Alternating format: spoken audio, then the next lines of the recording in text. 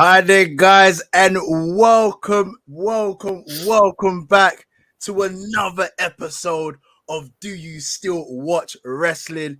Featuring myself, I'll be your host and presenter, Dashiki Dash, and you know who I got on the show once again, as always, El Capitan, Papa Kojo in the building. What's good, my brother? I'm good, man. I'm in good health. It was a good weekend. I think it was a really good weekend. And Yeah, good Monday man. as well. So yeah, man. Well, until we got some news about. Well, anyway, Yeah, main point being, you it was a already good know. weekend. Good weekend, good Raw. I'm good. How you doing? I'm good, my brother. I see you come with the John Wick polo. You come to dress to impress today, boy. You know what this is? This is the cerebral assassin Triple H, aka Sergio Ramos 2016 drip. That's why he's called Sergio Ramos, you know. Win at all costs. Cerebral assassin, king of kings. Doesn't matter who you are, but I'll take you out. I'm gonna step on you and I'm gonna win Champions Leagues. He was Triple H. Oh man, I love it. Listen, guys, you already know what time it is. It's Do You Still Watch Wrestling? And we got a jam-packed show for you guys today. We are going to obviously be discussing the recap and review of WrestleMania 39. As Kojo said, man, what a weekend of WrestleMania. We're still shattered. We're still tired from staying up and watching it. I don't know if I can do these 2 days in a row business, man. I suffered. Tough. It was tough. But definitely we'll go through it. Anyway, before we get into the show, let me just do some housekeeping. Make sure that you like, subscribe, comment, share. Listen, we always try to invite you guys to come on and give us your point of views in regards to wrestling. We want you lot to chime in. We want you to comment. So feel free to do that. And without further ado, man, let's jump straight into it. It will be WrestleMania 39. Let's start with Saturday. What was the highlight? What was the highlight match? Because I want to just get into the juiciness of WrestleMania. Some of these matches weren't popping.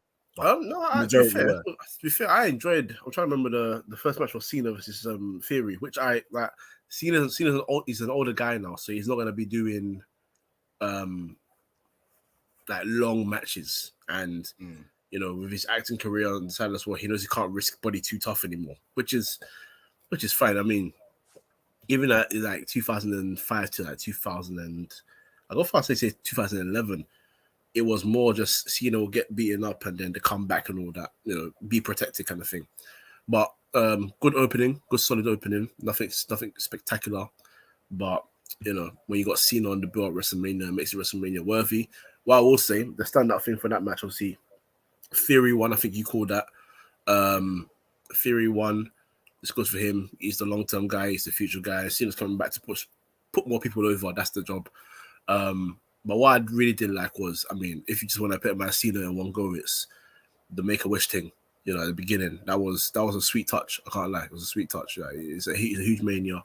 He's in Hollywood. You got the kids coming out to the front, showing themselves. They were full of energy. They were excited, and more than anything, it's what the crowd really felt it, and that's what I really like. Because back in the days when Cena and WWE did this thing where they had these guys on the stage and then he come out, it go from nice applause to the kids to boo. now it's hey, this is a legend, man.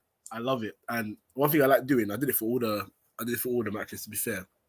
I like going back to YouTube and watching the live reactions of like people in the crowd recording. Yeah, man. The love for Cena was crazy.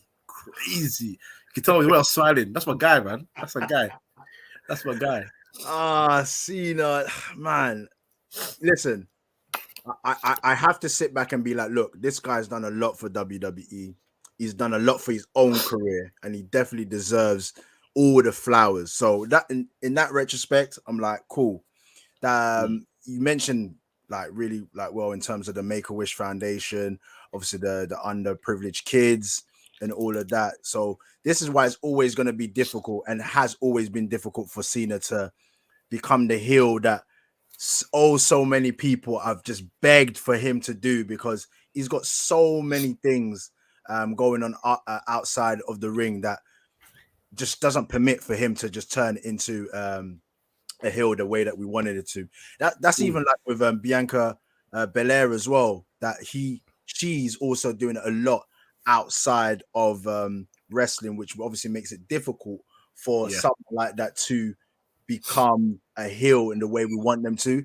But at the same time, you know, all of these things, they have their moments. At one point in time, we never thought that Hulk Hogan would become a Hollywood Hogan. You know, he was the baby face of all baby faces.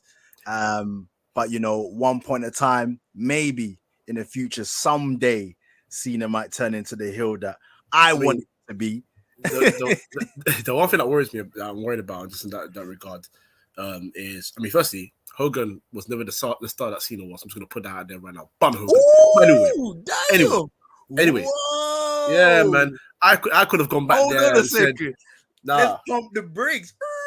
So you're saying that Cena's stardom surpasses Hulk Hogan's stardom? Yes. Hey, guys, in the comments, whether you're watching this live or you watch this later, please add your comments. We're going to put this question out. Who, in their time, career for career, who was the biggest star for WWE? Was it the immortal Hulk Hogan, or you can't see me, Jhon Cena? That has to be put out there, man. Man, listen, that's crazy. What I'm gonna say is, Cena could have gone back 150 years ago and said, say your prayers and eat your vitamins, man. We do that every day. We're Africans. We do that every day, man.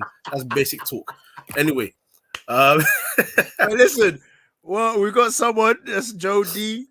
He strongly disagrees. That's fine by me, man. With that. That's fine by me. You know what I'm saying? No, I was joking. Shout out Joe. But the main point I'm going to make is the dangerous thing about turning Cena right now is knowing how, again, we'll get into the discussion later on, but knowing how things are in WWE right now is concerning creative. I don't want him to be put in a situation where it's Rock number 2, where he's sort of like the Hollywood guy coming back kind of thing, because it was perfect for Rocky. He went away. It was made to look like, in terms of the character, that he cares more about Hollywood than the fans and wrestling anymore. So, you know, it's what it is. And he sold that character perfectly. I don't want Cena to come back and have to do that. If Cena's going to have to come back as a heel, it has to be something out of the blue. And it's crazy because he's done so many things with that, because you know him as a person, and his character became just him. Like, obviously, wrestling is scripted, but more than anything, it was just him talking as him. It's very difficult to turn him heel. But if they were to ace it, the money they would make from that would be insane. He's more than capable. Exactly. So that I would never fear the fact that he would never be able to pull it off. But I totally agree with the fact that you don't want it to become gimmicky the way The Rock had it, you know. And I agree, man. Look, listen, I'm one of the biggest, you know, Rock's fans, and when he started coming back more of the Dwayne Johnson character than The Rock, I wasn't feeling that. So Austin Theory wins. It's a good shout in terms of for him and his development. I think we both kind of agreed in the sense like if he gets this win, it's about obviously putting him over, bringing more prestige to that US title, which was for the US title. The US title was on the line, and I think they've done the match well. Yeah, I think they've done the match well. The antagonizing of Austin Theory,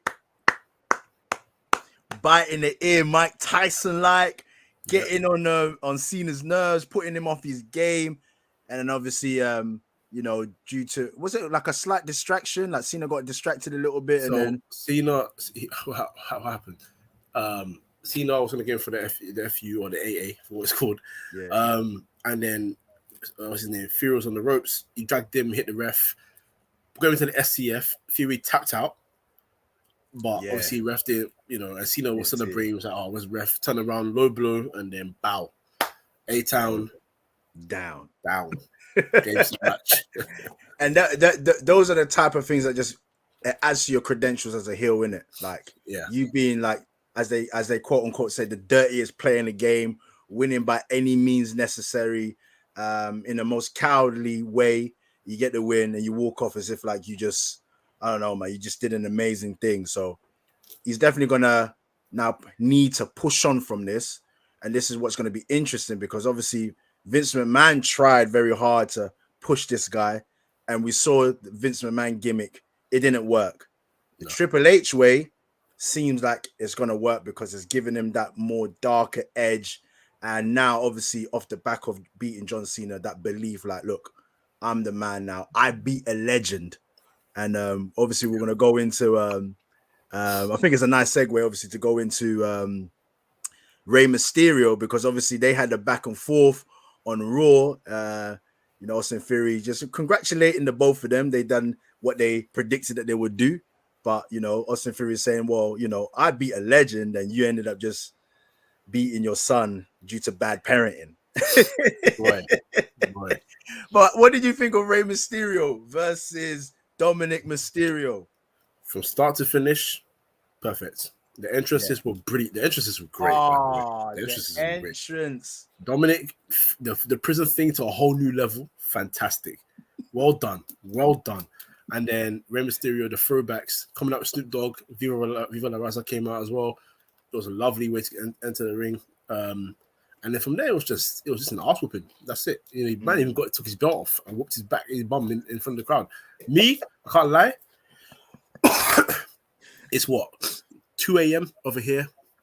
Behind me, kid and baby mama are sleeping. I can't scream, but I wanted to jump and be like, yo, wham him, bang him again, give him another one. If I started to go pure gun and say, if you even want a shoe, I'll give you a shoe. Bang him as well. If you want another ruler as well, give anything you want. Come on, whack his head. I was happy, man. I was happy. Dominik played the heel perfectly. What he did to his sister and his mum as well, selling heel persona. It's not, you know, some sort of sudden hesitancy or even the weasel, because he's been a weasel, isn't it?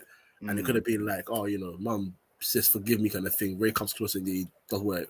Nah, he played straight. I don't like you, man. This is my family now. Judgment Day is my family. Bun you guys. Bum slapped him. Shout out Angie. Shout out Aaliyah as well. He was gonna climb over the rail guard and the barrier. Yeah. Shout out Aaliyah. She got the talent. I see. Got that Insta follow. And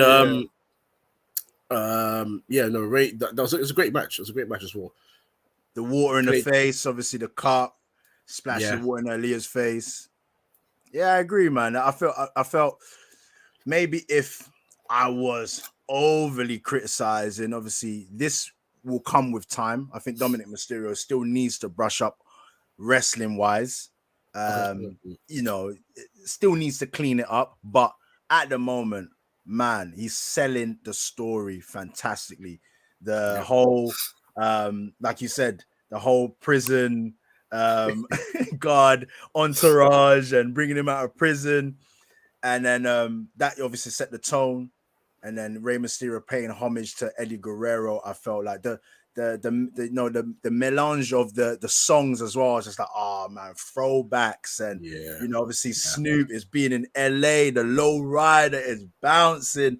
You know, obviously that used to be the kind of the car and entrance that Eddie Guerrero used to come out to. And it just made me think, but just like in this day and age, maybe Eddie Guerrero wouldn't be going as ham as these wrestlers are, but just his character, you know, he would have been involved some way, somehow. This is what it is for me. Like, I actually don't mind. I agree with you, Dominik. This does need to brush up, but I don't mind him not being a finished product because I'm character over. In-ring work needs to be good enough, of course, but I love wrestling for the stories. You spoke about it a lot. Weeks. You're right. You know, it's TV. Right. It's a TV show. It's entertainment. We want to buy into what's happening, not just, you know, I can flip over the ropes and I can do this. A lot of people can do that now. That's fantastic. Hell, Dominik Dijakovic and Keith Lee were doing that at NXT and they're wham. So if they can do it, of course you guys can do it as well. But it's the story, and he's selling the story, and that's what we want. And I think Ray will be proud of him as well, because I'm sure they went backstage and did a big hug together, because that's like, yo. Nah, listen, that's a massive WrestleMania, and considering obviously Dominik Mysterio has not been around for, let's say, what, maybe 3 years? Yeah. If we're including like COVID times and stuff like that. So within that period of time, he's had a main storyline within WrestleMania. You've been able to wrestle with your dad, who got inducted the night before in the Hall of Fame. So you're wrestling a Hall of Famer. Let's check that off the list. Yep. And you're wrestling your dad, who's Rey Mysterio. You know what I mean? And you're involved in a storyline with your dad, who's Rey Mysterio, and creating a lane for yourself. Because honestly, that whole dressing up like your dad and trying to be like, you know, you're Nobody's to do it. Yeah, it wasn't working. I really do agree with that. I just didn't at the beginning. I just didn't see the angle that he'll be able to go with this character. But yo, like, he is doing bits, and along with him, Austin Theory, I think these guys are real heels. Like, there's no give or take about them being a heel. There's no like you're a heel, but they're cheering you because their feet. It's not like a Seth Rollins kind of, you know. No matter how much of a heel he tries to be, like, the song is just so great. The entrance, everything. So yeah, man, it's a bit of a tricky one to try to maintain that heel persona, but not going over where, you know, you become a face and stuff. Yeah. Speaking of Seth freaking Rollins, that was Saturday, right? Yeah. With Logan Paul. See, I'm segueing nicely with this. Seth Rollins versus Logan Paul. As we mentioned, we're big fans of what Logan Paul is doing. let me just touch on, because you and I, we're very similar in terms of like how we watch wrestling and how we break things down. Yeah. Seth Rollins' swag, character, the garms, his entrance. What was you like? His garments, for his entrance. What was he saying? What was going through your mind? My literal response was yeah. that was literally it. Yeah, for good minutes. Yeah. I was the same. I was like, only Seth could do this, man. That literally, he's played the character perfectly, and this is why I was like criticizing like I'll say his name, Vince Russo's and all the other guys that, you know, that scream where he's got you. The thing of patience is missing in WWE. He's literally got more and more extravagant as time has passed by. Even when he was the Monday Night Messiah, wearing the red jacket with the black collar, that was even testing fluffy it out them days. You know what I'm saying? They came back, sort of like still the kind of Messiah thing, but, you know, a bit more back to his old self kind of thing. Even the guns were getting a bit more flamboyant. And then when it came to matches as well, whether it's a good guy or a bad guy, based on whose opponent, he wouldn't care who you are. Like, he wore polka dots against Cody Rhodes. Take the piss. Like, that's what you want. You know what I mean? And now look at him now. Like, he's a solid face, hot as hell. And I would even go as far as to say the fans would be happy if it wasn't Cody challenging Roman. They want him. That's how far as I think it's going right now. The guy's rebuilt himself. He went from excellent heel, was being cheered as a heel, went into a baby face, was very good as a baby face, poor booking, and he got hated, and he gradually built himself up again from hated to being absolutely adored. And it's all his work. I'm going to give him credit for himself. I know writers and everything, but it's all his work because the way he delivers it. So you see that red jacket, man, with the hot pink underneath as well. I don't know if you saw on the Twitter. I put a similar picture between him and Jeff Jarrett with similar kind of garms. I can picture that thing as well already. If you ain't seen it, guys, just go on the Twitter at Dasher Sports and you see the two pictures I put side by side. I don't know if he was paying homage or whatnot, but yeah, I liked it.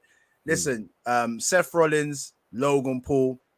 We know what Seth Rollins is going to do in that ring, innit? Like, at the end of the day, the way he's going to sell, how he knows. He's an in-ring general, innit? And we're not just saying it in terms of wrestling. We're saying in terms of like selling the story. And I must admit, even though Logan Paul came down with that shabby go ape zip line, that that B-Tech Shawn Michaels zip line. Yeah. In the ring, he did his thing. You know what I mean? They sold the story very well. And then we saw, even though he's getting a lot of heat at the moment, we saw KSI in the prime bottle. that was a good surprise as well. Like I said, man, Kwasia SI. I don't like that guy, man. I've never liked him because this is not the first time he's done such foolishness on social media. So, hey, man, cook him. I want him out of the oven like a burnt chicken. Cook him till he's fried. Cook him. He deserves it. Cook him. Yeah, he deserves to be cooked. Let's not give him more time then. Logan Paul. I don't think we're surprised by the action that he gave us. Attempting once again the frog splashes, high flying, selling very well in this one. There was times where I know that he got his hand injured or damaged or whatever, and he kept holding it, you know, showing us that he's in pain and all that kind of stuff. I think even one moment he, I don't know if he was lost in the ring a bit or whether it was the adrenaline or whatever, and he didn't know what corner to go to. But all in all, man, I thought it was one of the best matches of Saturday in terms of, like, you know, you got Seth Rollins, who's a seasoned vet, and then you got near to novice Logan Paul, who's once again each and every time showing his credentials. And I heard that was his last day on that contract that he had. So basically, it was WrestleMania to WrestleMania. It's conflicting news because I think was it Ariel Helwani he did an interview with? With Ariel Helwani, he did speak about maybe having more. So I think he's just trying to, I don't know, sell some sort of story. These guys, you know what they do, man. Yeah. They live for the extra, you know. So that's fine. That's fine. I don't mind that because he will come back at some point. WWE will pay him because he's doing his thing. He's doing his thing. So there's no reason to keep him away. Who they put him in the rivalry next with? That's why I don't know. But I'm down for that. That's going to be difficult now. Who's he going to be in with next? But all in all, I like their matchup. Who was the women's title? Let's get into the women's title. That one was Bianca Belair. No, that was Sunday. That was the Sunday. So the Saturday women's title was Charlotte versus Rhea Ripley. Yes. I would say hands down one of the best female title fights matches I've seen for a very, very long time. I might say the best. Okay. For me, take it away. I'm giving that match was a 5-star classic for me, just because the story that they was trying to sell was obviously has Rhea grown up and become a different animal to what she was 3 years ago when they fought for the NXT title. You know what I mean? And you could tell that she came, and it was brutal. Charlotte came with what Charlotte always gives you. Charlotte, you don't have to worry about Charlotte first. She knows what she's doing in the ring. She's fantastic. Now you have to worry about Rhea Ripley, but they ain't come face to face in 3 years. So the fact that you built that match up, it became physical in the end. It was a phenomenal match. Moves were timed perfectly. Story was told perfectly, you know, and it was I've become the star. Charlotte even topped it up at the end of the match. She was there smiling. Yeah, so, like you got me. Yeah. You got me this time. And then she went out to tweet and said, look, I'm upset that I lost, but now I know for sure this place is in good hands with this woman. And that's what it was. Rhea said, I want to be the star. Charlotte's like, you're going to have to beat me to be the star. You have to take it, yeah. She's beaten me now. You know what? Do your thing.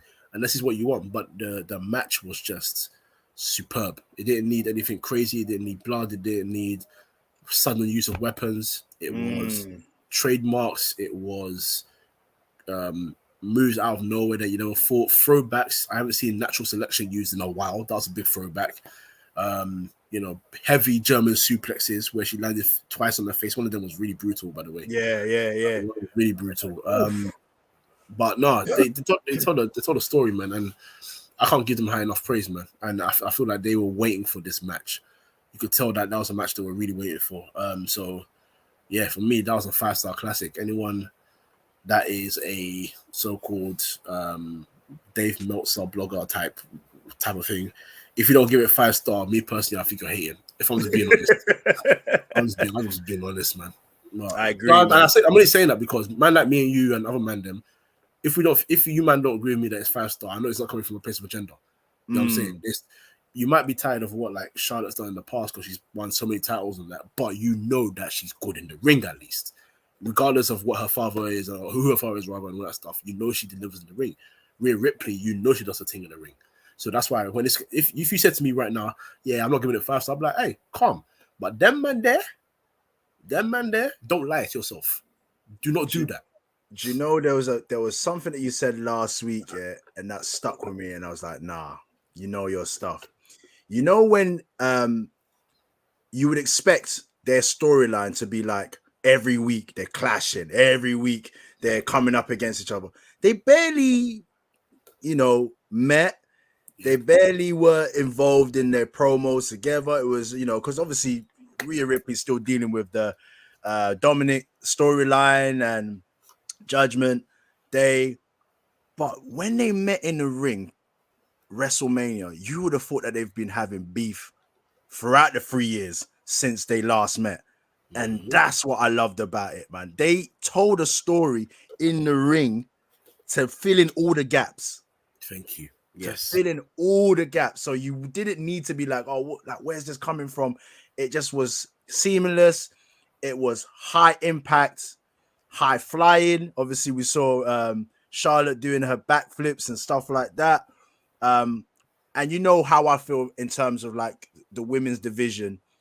I feel that there needs to be divisions, and these are the two heavyweights, and they fought like heavyweight women champions. So yeah, man, like, Rhea Ripley highly deserves this title. It's going to be now interesting to see the dynamics now in Judgment Day, and I feel like she's got a real good chance of pushing herself forward as mommy of the Judgment Day, not just mommy of Dominik, but the mommy of Judgment Day. So that is definitely going to be something to obviously look forward to. Let's skip on. This is now the main event on Saturday. Hold on, wait. Don't kill me. Don't kill me. You know what I'm saying that? Because you just skipped over Who did we skip? Becky, Lita, and Trish. Bro. You know what is, yeah? Let me just say something, because I actually agree with you. There's nothing to say about this. Oh, you know what? I actually forgot. Even the tag team match that the Street Profits won. I forgot about that as well. But let me just say this. Well done, Street Profits. No problem. Chad Gable, by the way, MVP again of the other match. Oh, yes. But Jason Jordan is Kurt Angle's son. Sure. Shout out Vince for that one. Stupid mustache. Anyway, but let me tell you what's annoying about this the women's tag team match here. And this is when I had an inkling that it wasn't Triple H's work. Becky, Lita, and Trish should not be beating Bayley, Io, and Dakota, especially when two of them are trying to establish themselves. Hear me out. I know that a loss at WrestleMania doesn't make or break your career, but legends and someone that's won many titles doesn't need it. Io and Dakota need a big win, because right now a lot of people are saying Damage Control is tanking.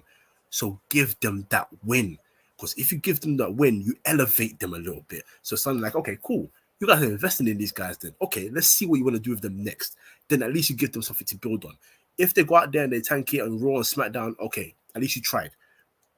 But you can't throw that away. You can't let these guys lose to these legends. And also, remember I was saying last week that I think you might have like a little heel turn with Trish or something happening. Nothing by that way. What's gonna happen now? Like this is why I was like, I don't think this.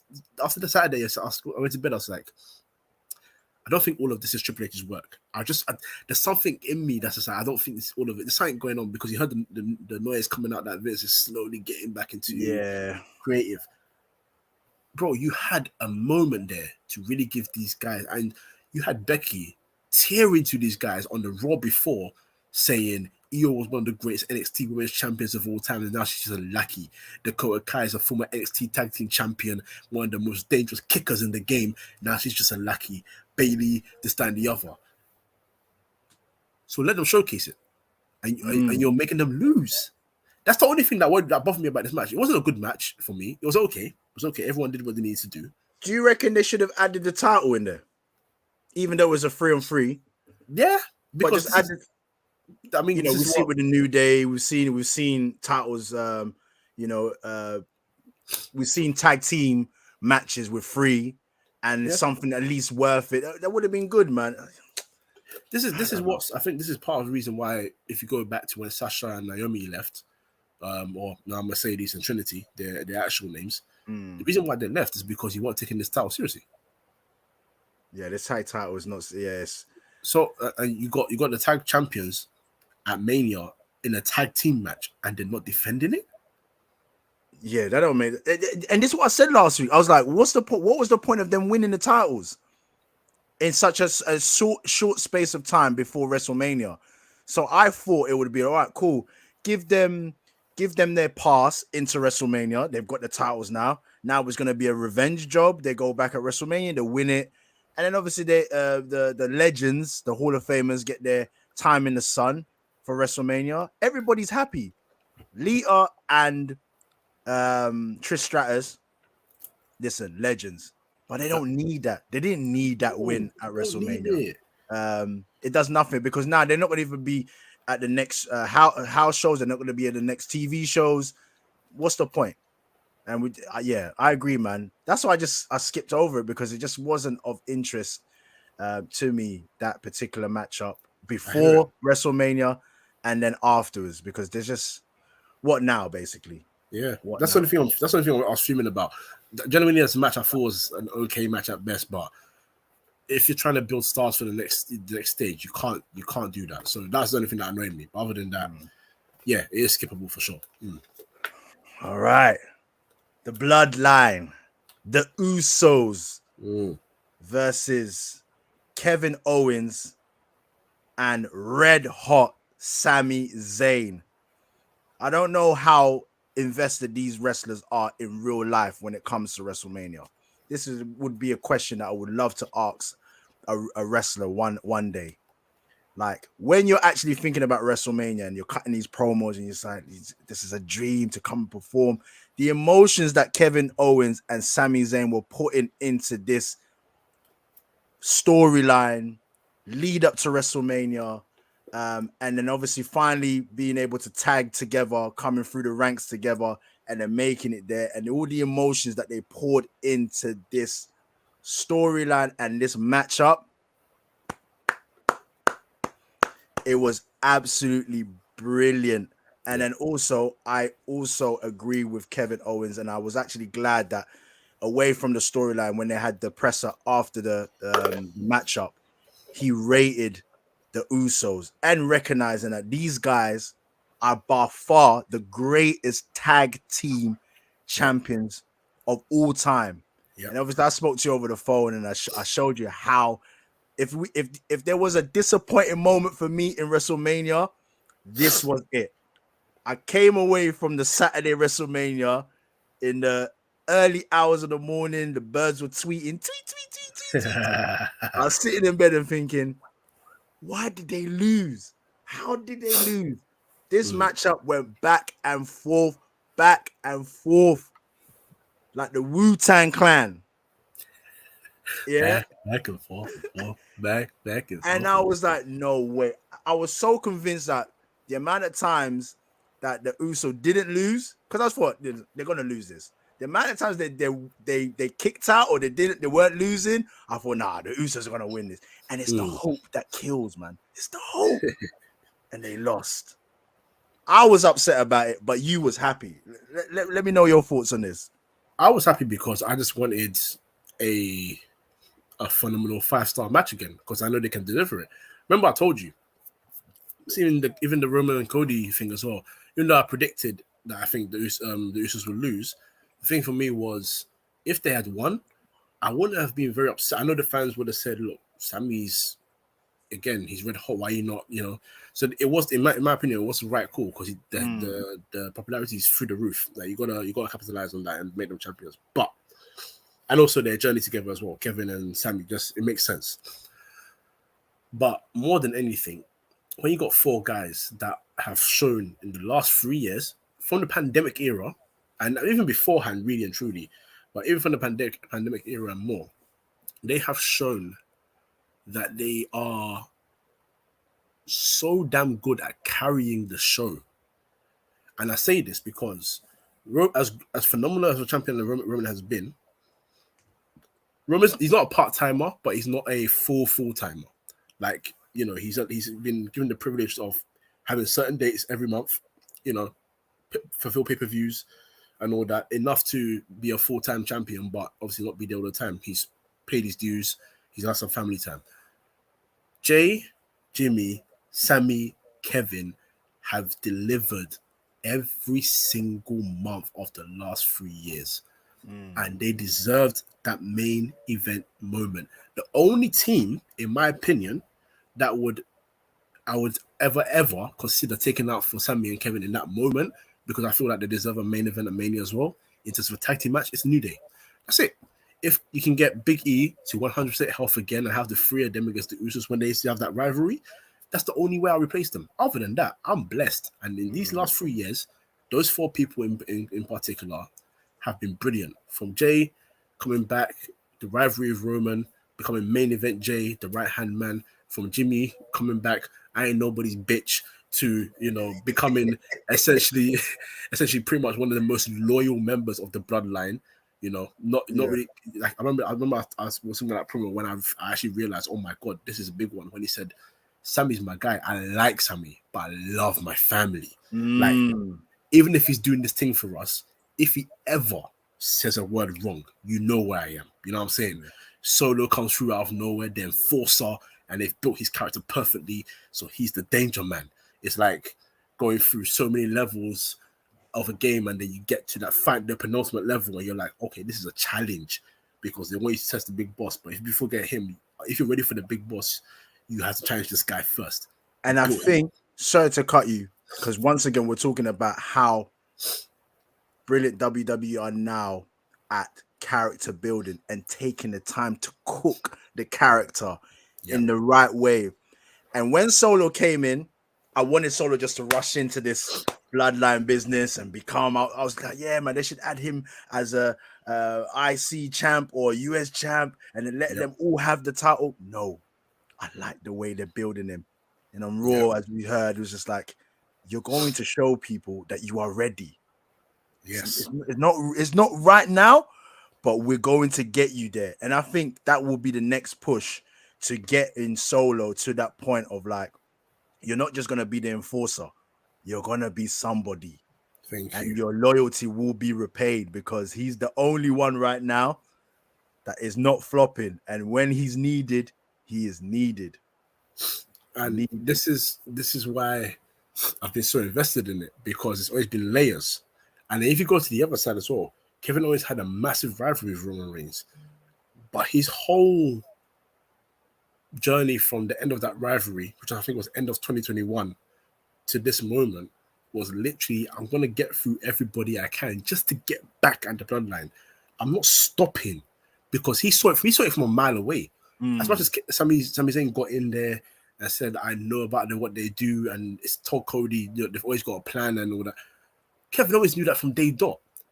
Before the Usos got involved, it was even Paul Heyman. They had that match where it was last man standing and Paul Heyman got the key.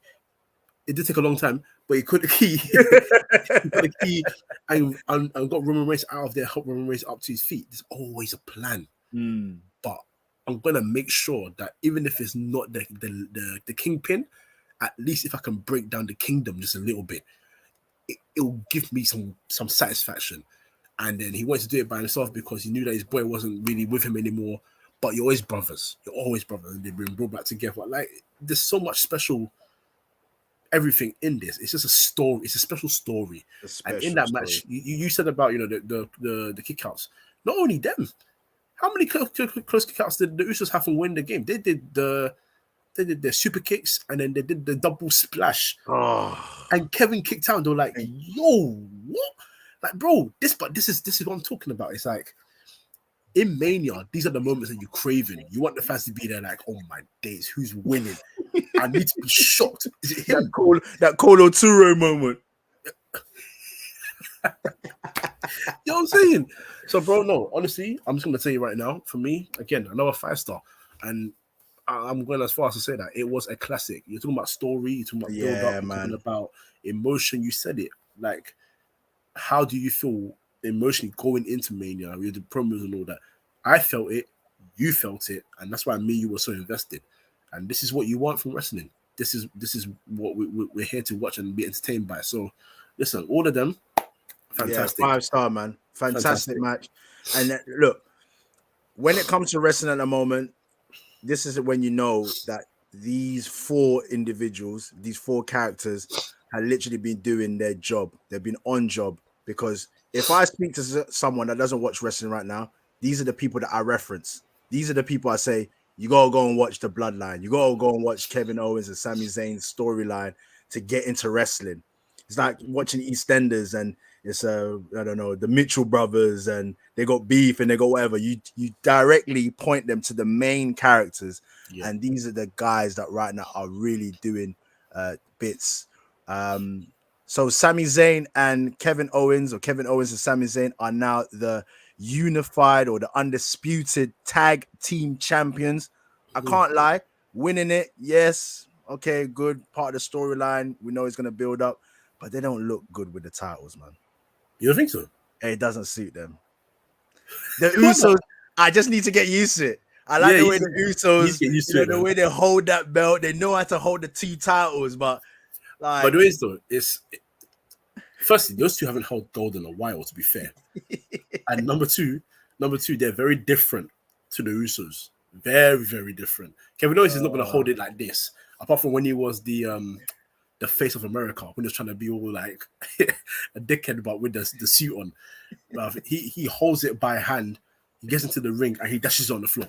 That's the Stone Cold way. Man, I want to see the belt being held like a clutch bag, like a Gucci clutch bag, like a wash bag. You know what I mean? You see the way the Rock used to do it, like it's a Gucci Louis, bag. But yeah, man, these guys, these characters, there's gonna be more to come from these guys. So it's just about watching the space. It's just about to see now how they can. What's the get back? Is there going to be a comeback? Is there going to be a quick revenge? How long are they going to hold the titles for? We don't know. But judging by this whole storyline in itself, we're probably going to have to wait a little while before we see, the Usos clambering back up to the top of the mountain again. So brilliant match. Obviously, Kevin Owens and Sami Zayn winning. They are the new undisputed champs. So that was literally the crescendo of the first day of WrestleMania, Saturday, which was about 80,000 people in the SoFi arena in LA. Absolutely amazing. The one thing about that first night, though, I was thinking to myself, where's all the pyro? Where was all the? Oh yeah.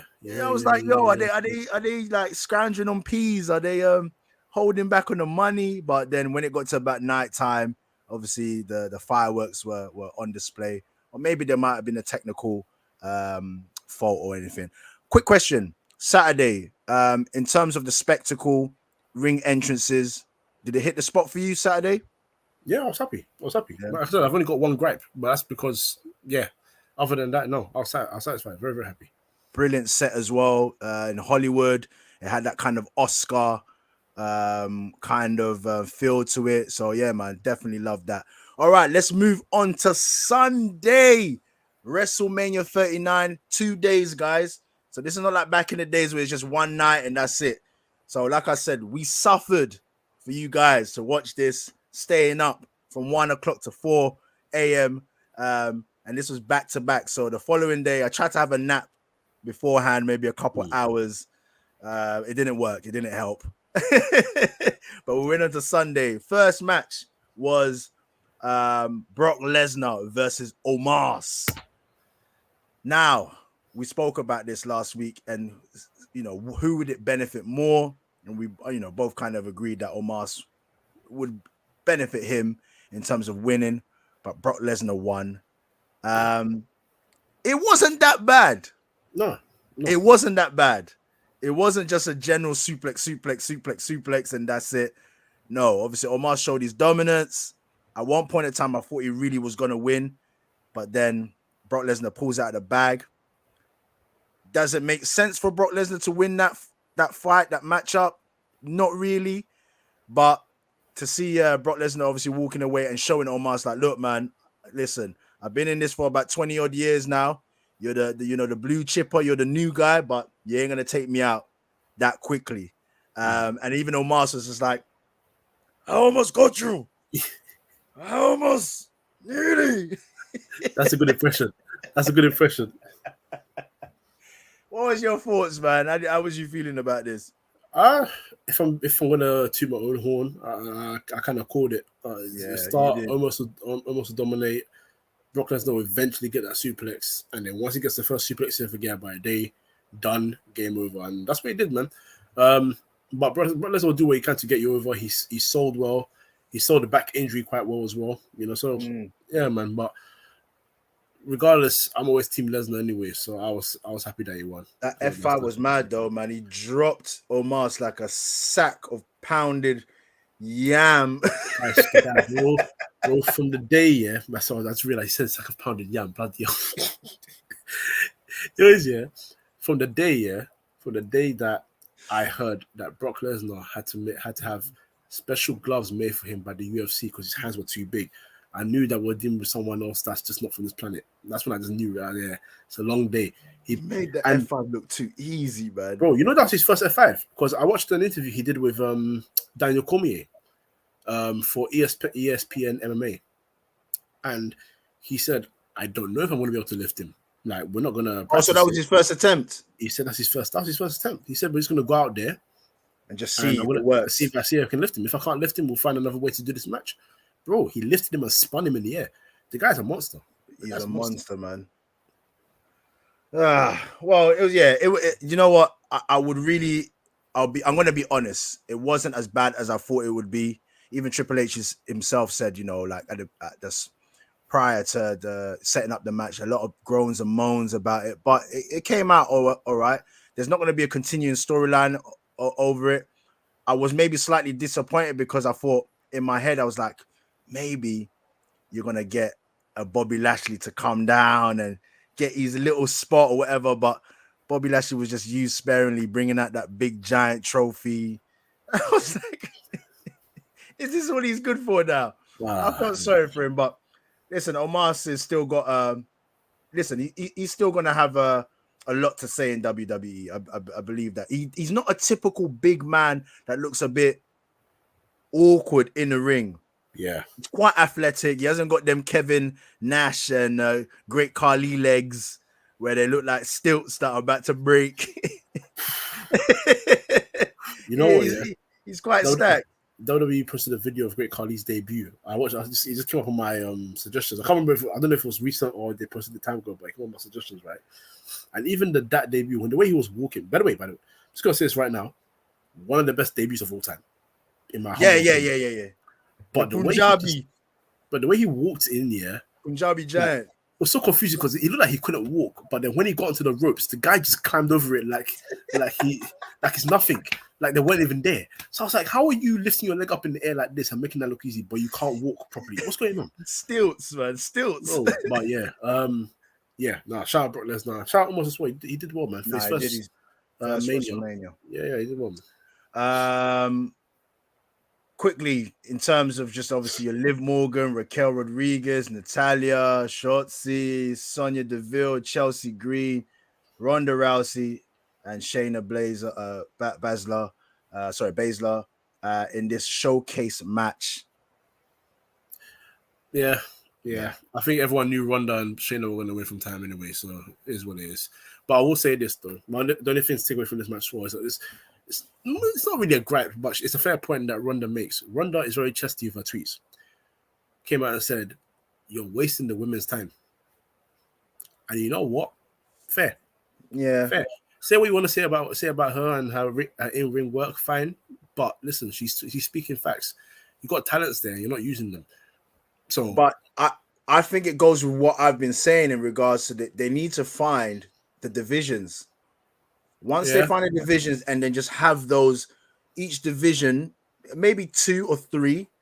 That the third one it will be the tag team aspect. First one will be the heavyweight, and then you got that kind of mid-range IC US kind of range. Then that's where people fall in. Yeah. Right now, where there's just everybody, and can you imagine like a I don't know, like a Chelsea Green trying to go up against Rhea Ripley's and your Charlotte? It's not really gonna work. And even what's the Latina girl's name again? What's her name? Raquel Rodriguez. Even I think that she's still a grade below your Rhea Ripley's. But it's how you build her, man. You know what I mean? Yeah, NXT, she was a monster, and then out of nowhere, and she was even riding in with a motorbike. She had this rock music. She looked so like you don't want to mess with this girl.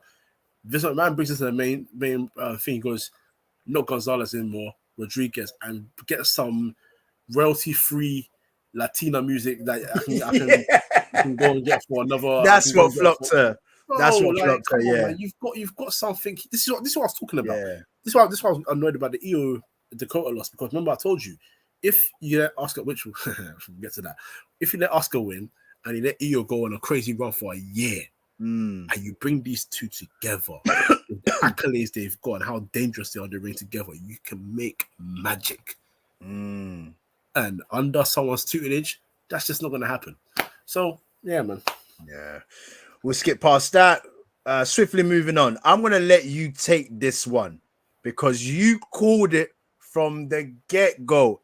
And Kojo, thank you, because I don't think I really would have paid so much attention to Gunther, Sheamus, and Drew McIntyre. If we put 2 of the days, the WrestleMania days together, this would be at least in the top 3, guaranteed. It can fall in any of those spots there. One of the matches of WrestleMania, one of the best trio or 3-man matchups that I've seen in a very, very long time, considering the fact that Gunther said that he doesn't even like freeways. Yeah. Pause. And but this matchup was crazy, brutal. Yeah, you just take it away because you would be able to articulate it properly, because I was just lost for words. In the words of Big E, big meaty men slapping meat. Bare chest slaps. Bare chest slaps. Bow. Bare. Bow. Unapologetic. Bro, Sheamus was cut open on his chest. This is what they live for. These 3 men there, when I saw this going to be a true threat, my God. You said it. You said it. There's nothing more satisfying sometimes, because I'm a big UFC fan as well. I want to say MMA because I don't watch Bellator and them, but UFC, yeah. When the first match that I really fell in love with was Cain Velasquez versus Bigfoot Silva. It was a massacre, but it was 2 men that loved to massacre other opponents. Bigfoot Silva was bleeding so much that he couldn't see and was still fighting. Like, these men, they love to brutalize each other. And then they'll finish and shake hands. And Sheamus and Drew McIntyre is sort of like rivalry, friendship sort of storyline gimmick thing is they will kick each other's asses and then go for a pint, right? That's their kind of thing. But now you throw Gunther into the mix, and he's just someone who, from day one, whether it's been fighting in Germany / Austria, which is where he's from, or coming to the UK or fighting in the US, when you go into the ring with him, you know that he's coming to whoop you. And you put him into the ring with two guys that are known for whooping in WWE. It's a pure massacre.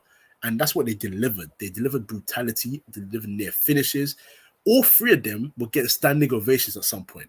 That's how good it was. And let me tell you why. Let me tell you what they're really good at as well. Sheamus has had a hard time in his career really having the fans on his side. It got to the point where they were when they were doing the back and forth seeing him and Drew McIntyre, they were booing Drew McIntyre and cheering Sheamus. And the reason they do that is because you finally buy into what Sheamus is about. He's just there to beat people up. But that's always been his gimmick. That's the thing. Sheamus has never been I'm going to have a hug with you. He's always been about beating people up. It's about how you show him doing his thing. Yeah, I agree. Thank you, Triple H, for that, because now you've made people really, really believe in Sheamus. But man, bro, listen, what I can say is I'm just happy that I saw this coming. I'm happy. I'm telling you. I agree. Oh. It was one of them ones where it's just like you're watching the matchup and it's just a beat down. Just like everybody's going back and forth, as you said. I think the way they were trying to tell the storyline was more in favor of Sheamus, obviously because of the aspect that that's the one title that's eluded him, innit? And I thought he had it. I actually thought, he's going to come out on top with this one, but Gunther to come in at the right... Gunther, der Ringen er Gunther, das der Restaurant. That's my guy. That's my guy. I want him main eventing next year. That's my boy. He's done well. He's done. I'm not. Also, before we move on, just gonna say this: a certain old man with a very, very ugly mustache was saying that this guy's not good enough to do anything in WWE. He's showing his worth, man. He's definitely a throwback, man. He's definitely a throwback of the brute kind of guy, but no nonsense, no gimmicks. There's a gimmick, obviously, but in terms of just like a gimmicky kind of character. And man, I'm down with it. I even feel like he doesn't even need that title. No. It's not like a title that really makes a difference. He just looks like, once again, like a Sheamus, like a Drew McIntyre. Now we've got Gunther, who's just showing that brutality. And all of them, their chests were just red, raw. And then I liked, obviously, at the end, obviously, Gunther's won. But then we got the behind-the-scenes picture of Sheamus and Drew McIntyre sprawled out at the backstage on the stairs. And the caption was like, boy, let's go for a drink, or like, the drink's on you and stuff. So, yeah, man, that was a brilliant match, man. I was so glad I was able to witness it live and watch it and go through the emotions and so forth. All right, cool. So that was definitely top 3 matchups in the WrestleMania. Next matchup, Bianca Belair versus Asuka. You know what, bro? I'm just gonna say this. Now, I'm with you. Thank you. She didn't need to win this match, man. I'm sorry. Like, again, and Asuka tweeted it. If you want to fix this boring women's division, forget about saying, they should do better by her and send it to Japan. Enforce it. Let's make noise so we can liven this place up. Again, back to Ronda Rousey's tweet. You're wasting my time. You're wasting her time and her time and her time. And even Bianca Belair's to an extent. Because I have a slight feeling that Bianca Belair is sitting there thinking, she's reached it. She's reached the limit. What's next? She's reached the ceiling. I've beaten this person. I've beaten this person. I defended Mania. I've won out of Mania. I defended all the way through to the next Mania. I've won it again. Who's left? And the crazy thing about it is, like, when they went on Raw, we'll mix it up a little bit. When they went on Raw, and then now you were seeing this whole aspect of champ versus champ, I think it's just too early.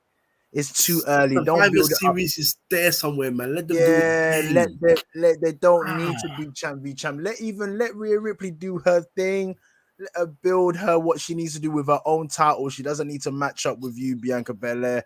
And like I said, man, she's reached the ceiling. And the thing about it is, listen, it works well with a Jhon Cena, Make-A-Wish, all these kind of things or whatever, because he's just larger than life.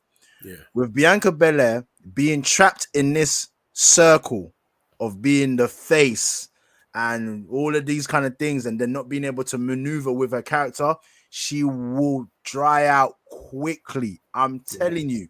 Yeah. I'm telling you, she'll dry out quickly. It will just get boring, and then it will become force-fed. And it's just like, how many times are you going to spin your hair around? How many times are you going to come dancing down into the ring? We get it. But I already had my reservations over this matchup.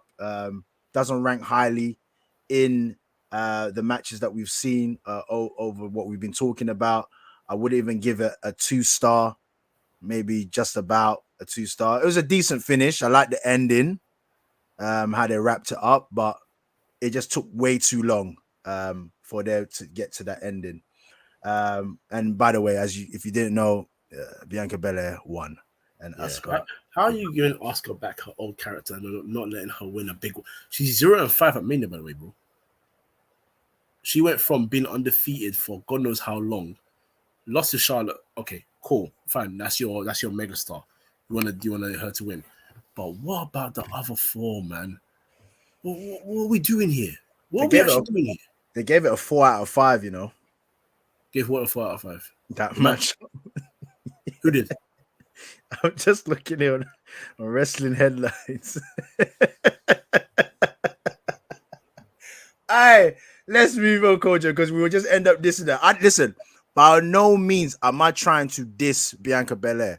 If you've heard what I've said about her, I just feel like in order to reach the next level, she just needs to go through that heel turn, and then she's gonna be even more of a superstar. But at the moment, the face, it's a limit. Her and her husband need to just turn it up. Oh, Montez, yeah.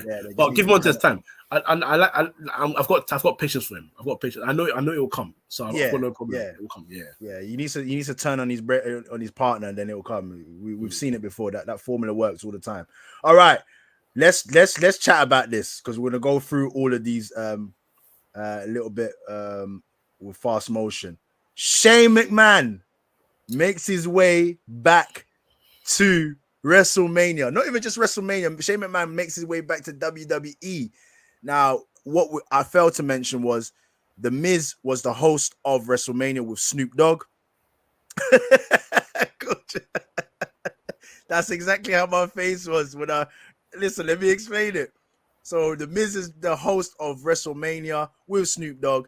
And just a way to get The Miz involved in the matchups. You know, they're doing these gimmick matches. Obviously, The Miz had the first matchup with Pat McAfee. Yeah, that was just a waste of time. Second night, obviously, The Miz is upset. Like, yo, are you, Snoop? You putting me in a match. I had this, $1,000 suit on, and you got me in a match, and blah, blah, blah. Listen, yeah, you can have the same one tonight again. Here comes the money. Yeah. Here comes the money. Kojo, I knew something was going to be wrong. Something bad was going to happen when he was breathing heavy when he got into the ring. His early shuffle was looking a bit booky. A couple of times he looked like he was tripping over his feet. And then why is a 50-plus-year-old guy still trying to do high split jumps over a wrestler? And then he goes and he tears his quad muscle and rips his quad. You know what? For me, it's not even about how old he is and why is he trying it. What it is for me, is when the hell have you ever seen Shane McMahon do anything like that, bro? You know what? What would we be off just for him? Yeah, would have just been come to the ring, get a 100-foot ladder, just climb up to the top of it and just jump down, man. Do what you usually do. Don't waste my time. Coast. Yeah, not even coast to coast, man. Just find a random table and jump through it. Don't even waste my time, man. What are we doing here? When I heard the music, I was literally like this. Yeah, listen, I was like, oh, okay. Like, Shane is back. This is his father's company, innit? Like, if this is your dad's company, you come and go as you please. Yeah. And that's what I was just laughing at. Right. He bust his leg. He's on the floor. First, I thought, are they ribbing us? Or is this a story in this? No, he's actually injured himself. Now, this was a matchup now with Miz. Miz is standing there. And the one thing I was disappointed with the Miz is like he, in that moment, was lost. Yeah, He didn't know what to do. In steps Snoop D-O-double-G. Snoop Doggy Dogg. Doggy dog. West Coast finest. LA's finest. Long Beach.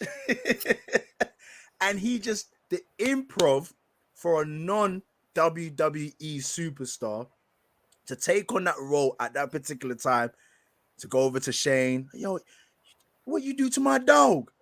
Punches the Miz. Not once. But Twice. Then proceeds to give the Miz the people's elbow. Reached. For how slow that was, yeah, we're gonna call that the person's elbow. We're not disrespecting. I can't do it.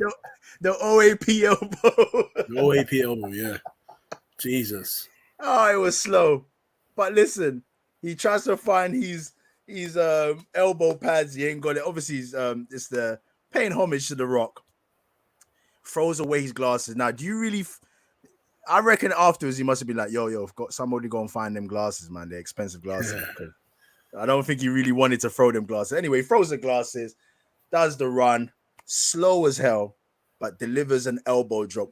A real elbow drop, because I saw the Miz get up a little bit and go, yo, man, you did that a bit too hard, man. And then obviously saved that segment. And just like you, I had my hands covering my eyes when Shane got injured. I couldn't bear to watch the car crash that was happening. But Snoop Dogg, I salute you, man. I salute you. If you've not seen that segment, go online, go and check it out, and you'll be able to obviously see exactly what we witnessed. And Snoop, man, yo, he's a real MVP for that moment. Quickly touching on Edge and Finn Balor. Good match. Again, I think Finn should have won this one, but it is what it is. I've always been a huge Edge fan, so I'll never be upset when he wins. You know what I mean? But at the same time, I think they should have given the win to Finn. But no brood though, man. No brood. Nah, we got an inkling of it, but nothing gangrel. But you know what? That aside, yeah, it would have been too gimmicky. Yeah, no, but yeah, true. But that aside, it's just more. Again, when is Finn gonna get his moment? Like, as soon as the guy won the Universal title, got injured, and you've not given him anything. So basically, unless your name is Triple H, you're not gonna help him. Triple H took him back to NXT, built him as a monster heel again, and you bring him back to the main roster, messed up, put him in Judgment Day. Him, Rhea, and Dominik attacked Edge and were missing for about a month. If Triple H didn't come back, we wouldn't have even had this match with Dominik. I promise you. Just waste of time, man. So yeah. Well, Finn Balor loses that as the Demon, Finn Balor, which was a bit of a surprise, but yeah, gonna be interesting. With this storyline anyway between the both of them, it's still gonna continue. So I'm looking forward to what goes on next between them. And then, the Bloodline, head of the table, the tribal chief, and a quick shout out to Kyan, who's one of our youngest viewers. He said I need to shout him out, so I'm gonna give him a good shout out. His favorite wrestler is Roman Reigns. And Kyan, you watched the WrestleMania. I'm sure you're happy to see that the head of the table, the tribal chief, has come away and still the undisputed Universal Champion against Cody Rhodes. But how did this happen? How did he come away from WrestleMania yet again defending his title? Because it was Cody Rhodes was red hot, going into this? No chance. So that's what you got. Ding, ding, ding, ding, ding, ding. We my dance the machine too strong. Pretty politicians at the souls are much strong puppets. It's him. It's him. It's him, man. You think so? Yeah, man. Yeah, man. I feel like it's a Triple H. I don't think so. Look, Triple H is a company guy. Triple H is respectful. He went out into the press conference and said, the fans, if we did something else and it didn't work out, the fans would complain. That's true. That's true. Because if Cody had won, and then let's say 4 or 5 months down the line, the run's just not working as champion, fans will complain. And they say Roman should have kept the title. It is what it is. Fans are fickle. It happens all the time. It is what it is. That's normal. It's life. But he's done a great job in his tenure as head of creative at making sure that when the person is so hot and it's the right moment for them to win, then he pulls the trigger and he gets them the title. I'm not saying Roman Reigns shouldn't reach 1,000 days. It's a phenomenal thing. He's close enough, so cool. You want to get him there, get him there. But the thing about it is, once he gets there, WWE under Vince are going to look at the next milestone. It ain't going to be 1,000 and then, because if he loses the title, it'll be like 1,009 or 1,080 something. It won't be 1,000, 1,500. It never really works like that. CM Punk had an amazing run, but he went to 434 days. So it looks incredible as a number, but in WWE, they want the solid. They want milestones, yeah, solid numbers. They don't want a number that's going to be like, oh, what was it? Was it 1,080? Was it 1,082? Like, what? They want that solid bout. Yeah. Right? If you're not going to get that, you can go one of two ways. You can say the 900 and whatever days, 945, which is, I think is a nice number, or you can just say 3 straight years of just pure dominance. Either way, you've got something. But Cody Rhodes has to win this match. And that's the only reason I'm saying that is because in this whole year, even when he was injured, you managed to keep his popularity up. He came back. He had a brilliant match against Seth Rollins, had another one, competed with a bloody torn everything in the chest, pectoral, and biceps section. You know, he came back. He delivered at the Royal Rumble. We knew he was going to come back in the Royal Rumble and probably win it, but he still delivered a way that the fans were satisfied about it. And then you built a rivalry nicely. He got involved with the Sami, Zayn and Kevin Owens thing. You navigated through the storm of fans potentially being unhappy that Sami Zayn is not in the title match.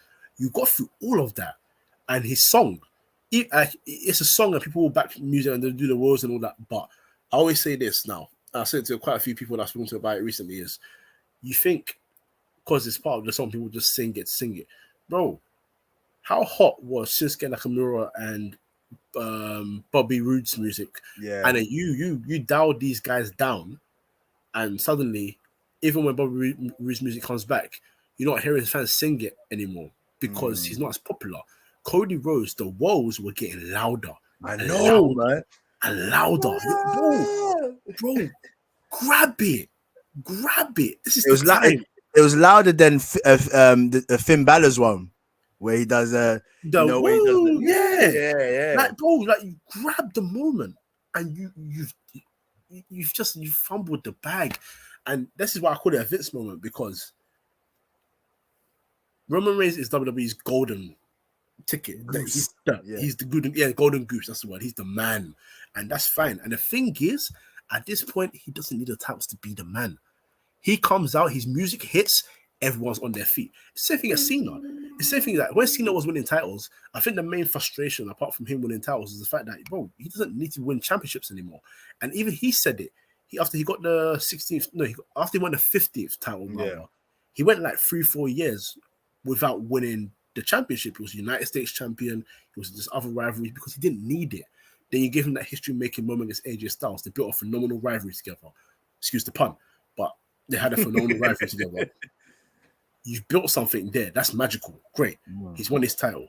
But then you give him 1 month, you wanted Bray Wyatt to win it. But then, like, even in that moment, he didn't let Bray Wyatt capitalize on that. He lost it to Randy Orton in the next month at Mania. Like, you're not capitalizing on things when they're red hot. Bray Wyatt was red hot at that moment. He won the title inside Elimination Chamber. Randy Orton wins the thing. Obviously, Bray Wyatt's a lot more hotter than Randy. I mean, Randy's always going to be hot, but you get my point, right? So like, back to this match, like you've got someone who was part of your company, went away, bettered himself, came back to huge adulation. The prodigal son has come back. The son of Dusty Rhodes has come back home, and he's made it clear: I need to bring this championship to my family. You've got a massive rivalry. The Anoa'i family doesn't need another WWE title because they're running the streets anyway. They've got two of the biggest names of all time in The Rock and Roman Reigns. They set it. Yeah, they could complete or finish the story, if you would. What Vince McMahon does is gonna be the redemption story. Oh, you've done that like 10 times in the last 10 years. Jhon Cena lost to The Rock once in a lifetime match, and suddenly, all of a sudden, it becomes twice in a lifetime because they're facing each other next year. Redemption story, like Jhon Cena, of all people, needs a redemption story. Of all people, it's like a Rocky movie, isn't it? You know, Rocky loses first, and then like, what is that, bro? Just it's just baffling decision after baffling decision. Don't get me wrong. You know me, I like Roman. I love Roman Reigns, even to the point. Yeah, I'll tell you right now, my daughter's 9 months. When I do this, I literally do this. Ding, ding, ding, ding, ding, ding, ding. She starts smiling. She's loving it. So she's a Roman Reigns fan. I've even turned her into a Roman Reigns fan as well. Right? He's my guy. But there comes a time where you got to say, it's now. It's now. And I know, or I have a feeling they're going to try and do something with Jay. Cody will come back into the picture later on because now, obviously, Raw, Brock Lesnar, all that stuff, say no more. But if Jay loses this rivalry again, who's dethroning Roman Reigns? Solo. I don't think so. A lot of people are saying that, but I don't see it. And the reason I don't see it is because even though I did mention it, you can see the little bits of him starting to get pissed off. You're not ready, Solo. You're not ready. They're not going to look at him and say he's going to be the next guy. Bro, he can get hot. I promise you, on my life, he will not be as hot as Cody Rhodes was in this moment. And it speaks testament to what Triple H did with the Cody Rhodes Roman Reigns build, because even on Raw, the words were still loud. The cheers were still loud. They won that match. Bro, so why are we here? I almost had you. And he did. And credit to them too. They had a phenomenal match. And the truth is, yes, because the Usos had to interfere, Solo interfered like 3 times. He gave him 2 crossroads, and there's a throwback to what he did to Seth Rollins when he was about to give him the third one. Yeah. Close the job. Job done. Game over. You're not getting up again. Your run is over. And he was the interference, the Samoan spike spear. Credit to Roman Reigns though, man, because the selling of the near falls, the 2 counts. Oh, brilliant. My days. Brilliant. Each and every time I thought to myself, Roman Reigns is done. He's done. Kicks out. But yeah, like you said, obviously Solo interfered, then got caught with the wrestling belt, or the support belt. He gets kicked out of the fight, gets sent up the ramp. And obviously the match is going back and forth. The Usos come in, finally trying to redeem themselves with the tribal chief. Then Sami Zayn and Kevin Owens come down, and that Haluma, was it a Haluma kick or Haluva? These American, bro. It's hell of a kick. Yeah? Hell of a kick. That's literally what it is. But Haluva. I always call it the Halloumi kick. Halloumi kick. But listen, that move is devastating. Once again, Jay and Roman Reigns selling that move, and I thought it was done. Obviously, he's received a stunner, devastating stunner. He's received a kick. 1, 2, he kicks out. And then Solo coming back in his street attire, as they say, hoodied up. The Samoan spike to the throat. I don't know if he's going to be able to eat any pounded yam after that. But yeah, that was done. And 1, 2, 3. And yeah, listen, where I was watching that, and like you said, late night or early mornings, I couldn't even celebrate or cheer. I was just like, yes. But I was all for it. But I totally understand what you're saying in the context of a storyline. I think this would have been definitely the right time for Roman Reigns to drop the titles. But the fan that I am of Roman Reigns just couldn't allow me to understand or even envision that or accept that. So where I was disappointed on day one of WrestleMania with the Usos losing the title, I wouldn't have been able to take 2 losses from the bloodline. So yeah, man, it was a brilliant matchup. I think Roman Reigns and Cody Rhodes, another display in terms of like really having 2 wrestlers that are really top of their game. Cody Rhodes obviously showing that he can definitely hang. Going away from to AEW, as Roman Reigns mentioned in the presser afterwards, is like, brave enough to go somewhere. I think it was Triple H, sorry. Brave enough to go somewhere else, build himself up, but not being afraid to actually leave what he built up, because he knows that just something inside is just telling me that I've got unfinished business here to be able to perform with the big dogs. There's sometimes it's good to just accept that, what we're building over there is great. I'm not taking anything away from there, but we know where Champions League is. We know where the Champions League is. And I just want to be able to walk away from this to be like, you know what? I could hang with the guys. I'm no longer dashing Cody Rhodes. I'm no longer Stardust. I'm no longer all of these guys. I am the American Nightmare, and kudos to Cody Rhodes. And I think he's going to have his time, but it's just not yet. Not yet. All right. Let's just quickly round this off. I know you watched Raw. I didn't watch too much of Raw after WrestleMania. I don't think it was anything amazing on this occasion. No, the only thing is, that's the main thing. Again, there's a lot of noise about people being unhappy. Apparently, Bayley and Seth Rollins were pretty much shagged. So, treating 2 of your biggest stars like that, well done, Vince. Welcome back. No. So, Roman Reigns and Paul Heyman say, all right, if you're gonna have a tag team match tonight, you're gonna have to find a partner, but whoever you partner with can never face Roman Reigns whilst he's champion. Cool. I'm gonna face Roman Reigns for the title, one-on-one whilst he's champion. Mm-hmm. And then Brock Lesnar music hit. He's really lost that privilege anyway, so it makes sense. All right, cool. I think you're gonna have Brock Lesnar in a one-on-one match, and also he's a red hot babyface as well, so it makes sense. And then match comes, introductions are done. Cody Rhodes is the last, does his thing, and then the most random F5 of all time. And that's like, my honest reaction was, is Brock confused, or like what's happened? You needed JR in that moment. Why, Brock? Why? But again, I will say this. If Vince is about to turn Brock just back into an ass kicker and then walking away thing, I'm not happy about that, man. We've had character from Brock. We've enjoyed the character. Someone cowboy hat, cowboy Brock, on the mic, enjoying life. That's what we want. But the one thing that was interesting from all of this, I mean, I'm still trying to see what they'll do with the why it happened kind of thing. But the one thing that was interesting towards like the end was when he put the middle fingers up at Cody and they didn't hide it. They zoomed in. That might be small to a lot of people, but that makes me feel like this rumor about going back to PG-13 the wheel might start be turning now. And that's fine by me. The mergers just happened. It's something we would definitely talk about, the merger. Yeah. WWE merging with UFC. Big news with that. Obviously, Vince McMahon has sold his sharehold or a stake in the company to the Endeavor Group. This group is the ones that own UFC.